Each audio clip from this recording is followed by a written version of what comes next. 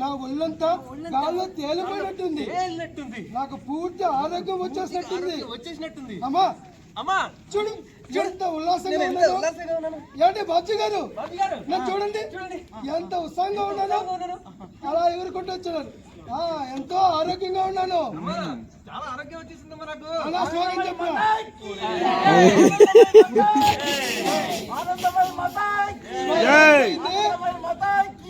అయిపోయిందన్నా.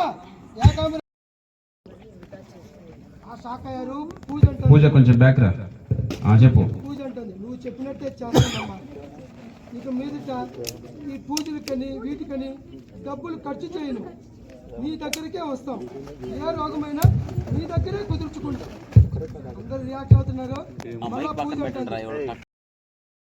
అమ్మవారు రాబోతుంది. ఈ శివగారు ఏదో చేస్తున్నాడు చూడు. గడ్డపల్లుదోమేనా ఏం చేస్తున్నావు? హలో అలా చేసావు ఇప్పుడు దాకా చేసావా?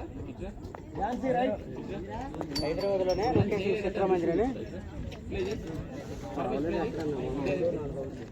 గుళ్ళో కదా ఉంది. నేను చెప్తున్నా గుళ్ళో ఉన్న